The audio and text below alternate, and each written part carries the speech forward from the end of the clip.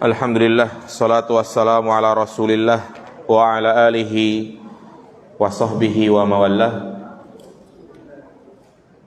Ayuhal ikhwah rahimani wa rahimakumullah. Setelahnya kita mengetahui bahwa sihir adalah dosa yang sangat besar yang bisa mengeluarkan pelakunya dari Islam. Bahkan Al-Imam Az-Zahabi rahimahullah ta'ala menyebutkan dosa sihir 10 pertama dari dosa-dosa besar. Dan Rasulullah juga mengingatkan di dalam hadis yang sahih, ijtanibu as-sab'al mubiqat, jauhilah oleh kalian 7 perkara yang membinasakan. Di antaranya adalah sihir. Kebinasaan di dunia dan kebinasaan di akhirat. Kebinasaan di dunia, bahwa pelaku sihir tidak ada hukuman yang pantas baginya kecuali dibunuh. Apa kata Nabi SAW? Haddus sahiri dorbatun bis-saif. Hukuman bagi pelaku sihir adalah dipenggal lehernya, ya, dipancung, dibunuh. Makanya Umar bin Khattab radhiyallahu ta'ala di akhir kekhilafan beliau, 1 tahun sebelum beliau meninggal dunia, beliau mengirim surat kepada para gubernurnya seraya mengatakan, hendaknya kalian para gubernur membunuh para tukang sihir, baik laki-laki maupun perempuan. Jadi sampai-sampai saat itu para gubernur pun merealisasikan apa yang diperintahkan oleh Umar bin Khattab.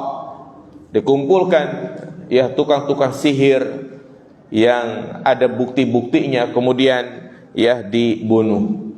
Dan memang ya yang menjadi kewajiban untuk mengingkari kemungkaran sihir ini adalah pemerintah, ya, karena tentunya keberadaan pemimpin ataupun pemerintah sangat membantu di muka bumi ini. Mereka Allah jadikan di muka bumi ini sebagai wakil Allah Subhanahu wa ta'ala. Sebagaimana Rasulullah mengatakan, as-sultan dhillullah fil ardi. Pemimpin adalah ya payung Allah di muka bumi. Nah, dan tentunya jamaah sekalian, kita hidup dalam bermasyarakat perlu memiliki tameng. Bagaimana caranya agar kita tidak terkena sihir? Jadi utamanya adalah menangkal, ya, bukan mengobati. Jadi berusaha untuk membentengi diri kita dari pengaruh-pengaruh sihir. Ad-difa khairun minal ilaj. Ya. Ad-difa khairun minal ilaj. Mencegah lebih baik daripada apa? Mengobati. Nah, dan di antara cara untuk menangkal sihir yang pertama adalah perkuat tauhid, jemaah sekalian. Perkuat akidah kita. Perkuat tawakal kita kepada Allah Subhanahu wa ta'ala. Tinggalkan segala bentuk kesyirikan. Harus tertanam di dalam hati kita bahwasanya tidak ada yang terjadi di muka bumi ini, tidak ada yang memberikan pengaruh kecuali siapa? Allah Subhanahu wa ta'ala. Hadiri kajian-kajian yang membahas tentang perkara akidah, tauhid, ya. Karena itu cara utama. Apa kata Allah Subhanahu wa ta'ala dalam surat An-Nahl ayat 99? Innahu laisa lahu sultanun 'alal ladzina amanu wa 'ala rabbihim yatawakkalun. Innama sultanuhu 'alal ladzina yatawallawnahu wal ladzina hum bihi musyrikun.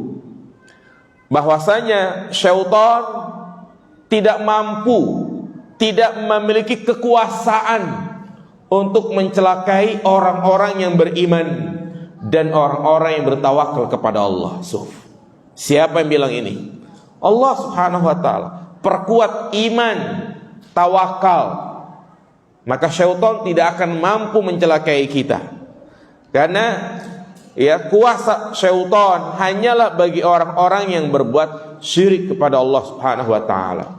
Syekh Abdurrahman bin Nasir As-Sa'di mengatakan, sesungguhnya syaitan tidak memiliki kekuasaan, tidak mampu untuk memberikan pengaruh, mengalahkan orang-orang yang beriman dan bertawakal kepada Allah Subhanahu wa taala. Makanya Allah mengatakan juga dalam ayat yang lain, wa may yatawakkal 'ala Allah fahuwa hasbuh. Barang siapa yang bertawakal pada Allah, maka Allah lah yang akan mencukupinya. Makanya pendidikan pertama yang harus kita tanamkan kepada anak-anak kita adalah tentang tauhid, beribadah kepada Allah Subhanahu wa taala. Nah, kemudian juga diantara cara agar terhindar dari pengaruh sihir, santet, teluh, tenun, guna-guna adalah melaksanakan apa yang Allah wajibkan kepada kita. Jalankan perintah-perintah agama dan tinggalkanlah segala bentuk larangan. Orang yang rajin sholat di masjid, orang yang merutinkan mengerjakan puasa sunnah, membaca Al-Quran, insya Allah Allah akan memberikan pelindungan. Apa kata Nabi SAW? Ya gulam, inni u'allimuka kalimat. Wahai anak kecil, aku ingin mengajarimu beberapa kalimat. Apa kata Nabi? Ihfadillah yahfadka. Ihfadillah tajidhu tujahak. Jagalah Allah, niscaya Allah akan menjagamu. Jagalah Allah, yakni menjaga syariat-syariatnya, kewajiban-kewajiban. Apa yang menjadi kewajiban kita sebagai seorang muslim, laksanakan. Apa jaminannya? Yahfazka, Allah akan menjagamu. Pengaruh syaitan itu akan semakin kuat terhadap orang yang jauh dari Allah Subhanahu wa taala. Walaupun dia diruqyah oleh tim-tim ahli ruqyah, tetapi kalau dia sendiri tidak bertaubat kepada Allah, maka ruqyah tidak memberikan pengaruh, jamaah sekalian. Ya, makanya di antara nasihat yang sangat penting, tatkala kita meruqyah seseorang atau mungkin ada orang yang minta untuk diruqyah, langkah awal adalah berikan nasihat, jamaah sekalian. Karena mungkin istilahnya pengaruh ruqyah itu hanya 10%. 90% dari mana? Yaitu dari perubahan dirinya. Percuma dibaca surah Al-Baqarah dari awal sampai akhir, dia kesurupan terus misalnya, kalau ternyata kehidupannya dia jarang sholat, percuma, nggak ada pengaruh. Iya. Makanya bagaimana Allah akan menjaga dia, wong dia tidak menjaga Allah Subhanahu wa taala. Juga diantara penangkal lainnya adalah membersihkan rumah kita dari hal-hal yang berbau kesyirikan dan kemaksiatan. Ya, bersihkan rumah kita dari yang namanya patung-patung, salib, gambar makhluk yang bernyawa, anjing, seruling, alat-alat musik. Ya, karena apabila di dalam rumah terdapat benda-benda itu, mungkin dia punya gitar, punya piano, punya seruling, ada gambar pemain bola, artis Korea misalnya, di dalam rumahnya ada patung, maka itu menjadi sarang syaitan, jamaah sekalian. Ya, yang membuat hidupnya itu selalu gelisah, gak nyaman, sempit. Makanya malaikat tidak akan masuk ke dalam rumah yang terdapat apa? Patung gambar. Malaikat rahmat ya, bukan malaikat maut. Jangan antum pasang gambar yang banyak biar malaikat maut gak datang. Nah, dan juga memperbanyak membaca Al-Quran, jemaah. Al-Quran jadikanlah pegangan kita.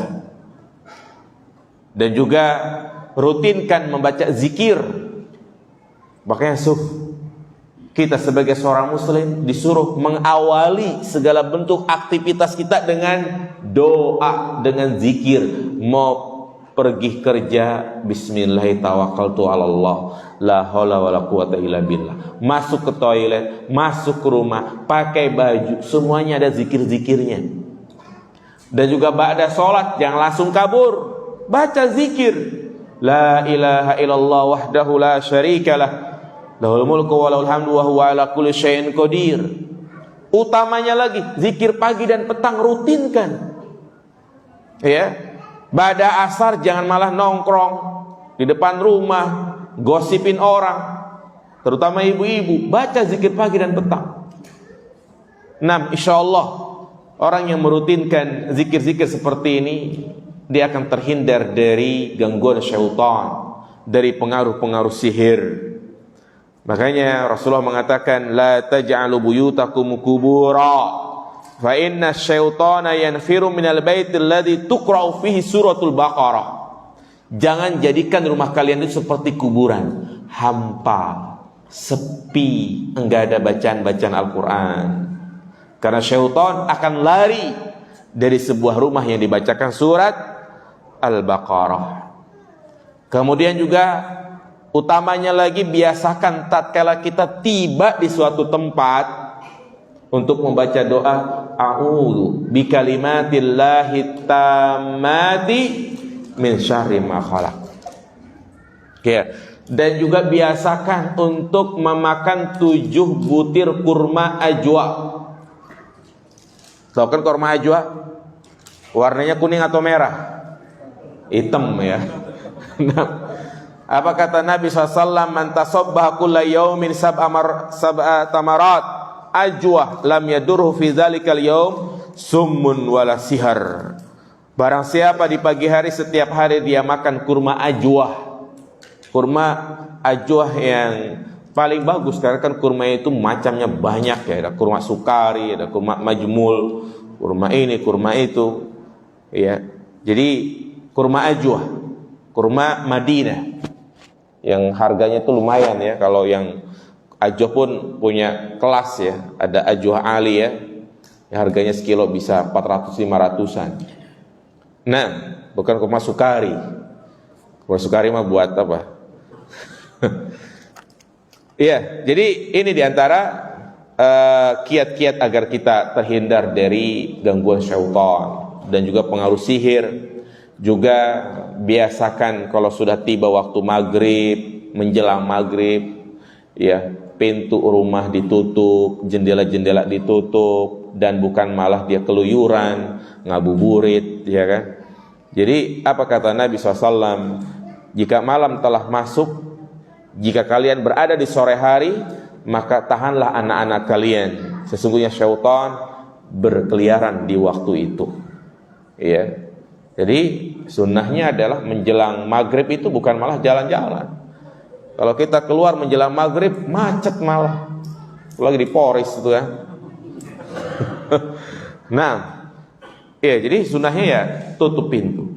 Karena itu bisa mendatangkan syaitan.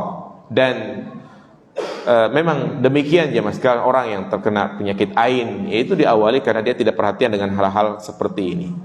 Kalau sudah terkena sihir, maka tentunya cara pengobatannya adalah dengan diruqyah atau dicari buhulnya. Namun ingat ya mas kalian, ruqyah yang syar'i terus dibacakan dan bersabar. Ya, walaupun mungkin pada akhirnya dia meninggal, insya Allah dia meninggal dalam keadaan bertauhid, meninggal dalam upaya ikhtiar, terlepas dari praktek sihir. Biasanya orang kalau kayak begini nih, mungkin setiap hari kesurupan, dia merasa kesakitan, ujung-ujungnya dia mendatangi pengobatan apa? Alternatif, mendatangi dukun. Iya, memang kadang dukun itu mampu untuk menghilangkan penyakitnya, tapi sifatnya hanya sementara. Banyak tipuan-tipuan.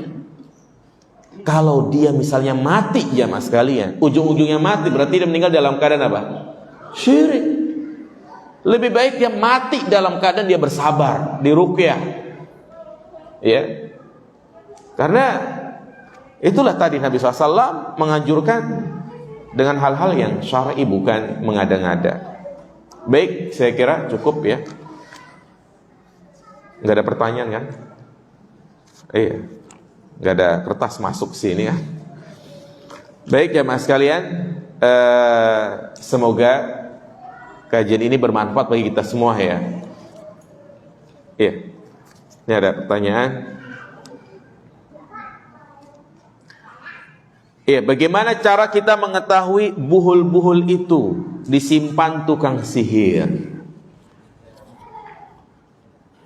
Tentunya jamaah sekalian, ya, Nabi mengetahui dengan cara apa? Bermimpi. Dan yang saya ketahui dari pengalaman yang ada, itu dengan dia dibacakan ruqyah, nanti bisa diketahui melalui mimpi, di mana dia bermimpi seperti yang dialami oleh Nabi SAW. Iya. Dan kalau memang tidak diketahui di mana nyimpennya gitu kan, ya sudah, kita tawakal kepada Allah Subhanahu wa taala. Tidak perlu kita bersikeras untuk mengetahui buhul dengan menempuh cara-cara yang haram. Seperti misalnya tadi mendatangi apa?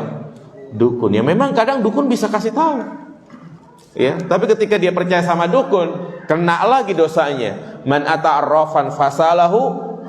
Ya, barang siapa yang mendatangi dukun dia membenarkan, faqad kafara bima unzila ala Muhammadin. Bisa menyebabkan dia kufur. Hanya itu untuk mengetahui disimpan buhul.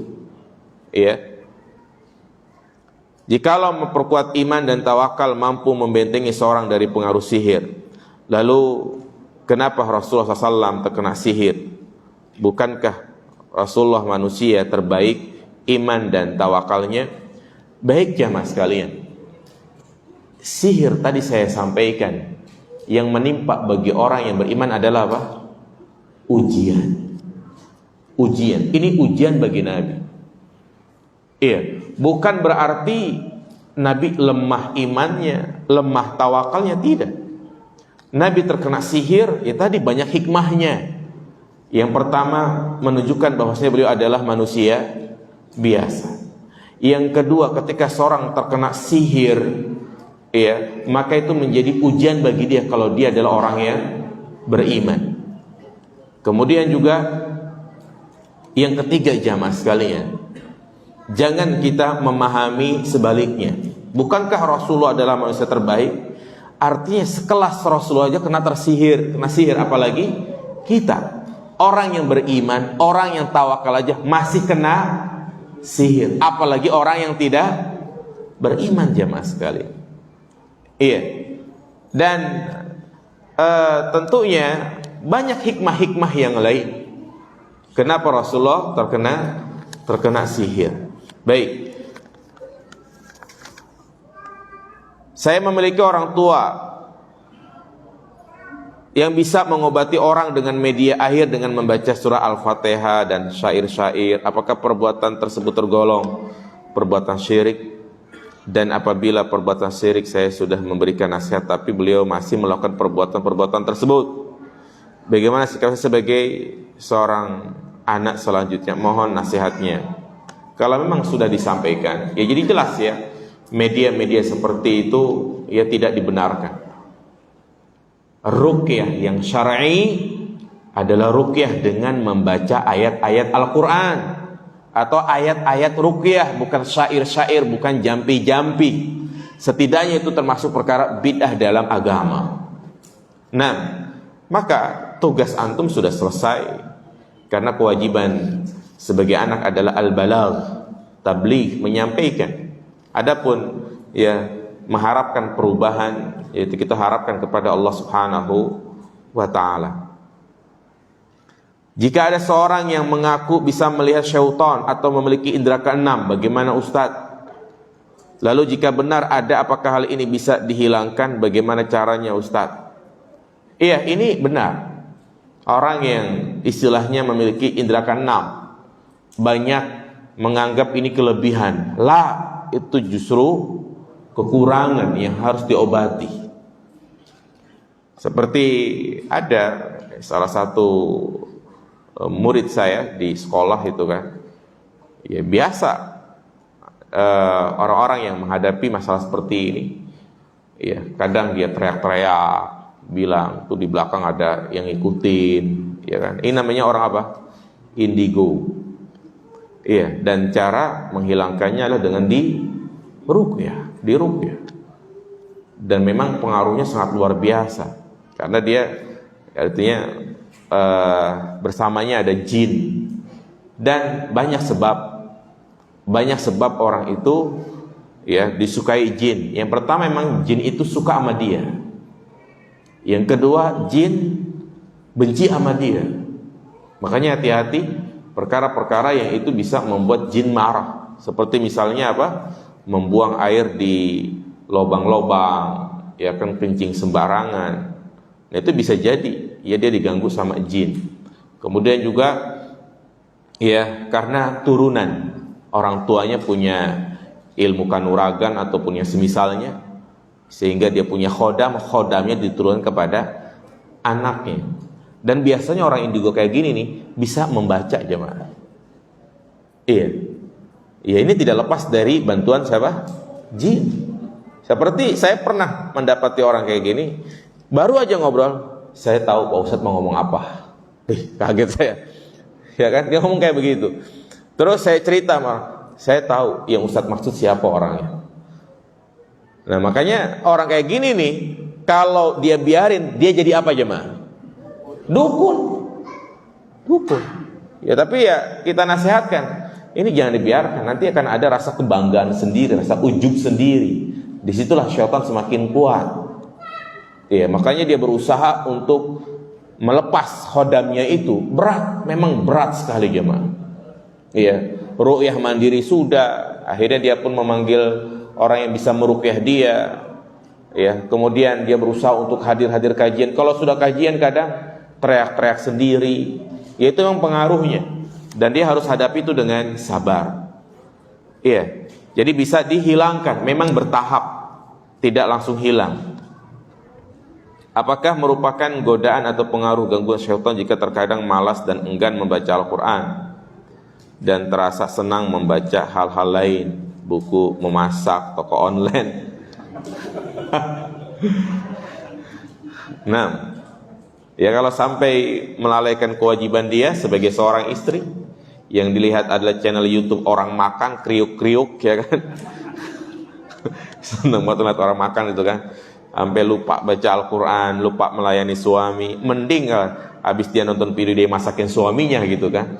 Ini malah minta diajak ke tempat kuliner, tempat tersebut, makanan tersebut gitu kan. Jadi nyusahin suaminya. Ini apa pengaruh syaitan? Iya, syaitan kan menggoda dan mengajak kepada hal-hal yang sifatnya maksiat.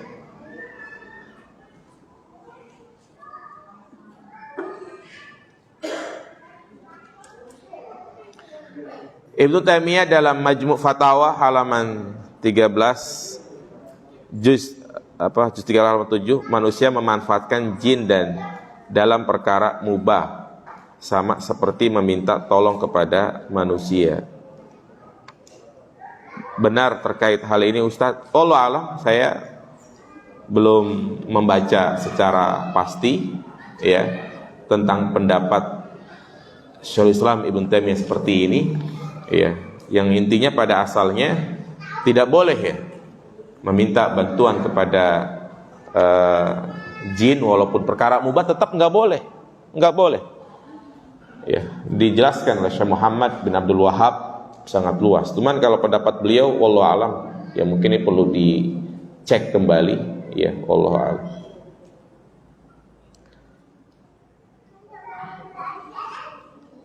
Ya, mohon doanya Ustaz untuk kesembuhan Ananda Jihar yang sedang dirawat di rumah sakit Darmais, salah satu putra pengurus masjid Bapak Mikail. Ya, 6 jemaah sekalian, di kesempatan yang berbarokah ini, di tempat yang barokah ini ya, kita berdoa ya untuk Ananda Jihar, ya, semoga Allah Subhanahu wa taala mengangkat penyakitnya dan juga orang tuanya diberikan kesabaran ya untuk menghadapi ujian ini. Dan juga bukan hanya di majlis ini saja, sempatkan doa ya untuk anak-anak jihar ini di waktu-waktu yang sangat mustajabah. Demikian, subhanakallahumma bihamdika asyhadu an la ilaha illa anta astaghfiruka wa atubu ilaik. Assalamualaikum warahmatullahi wabarakatuh.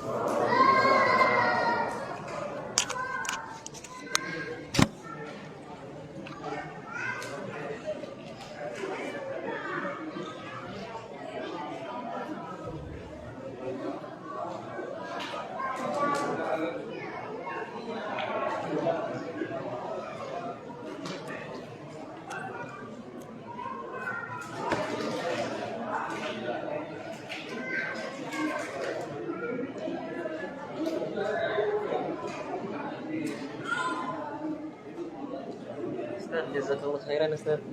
Baik.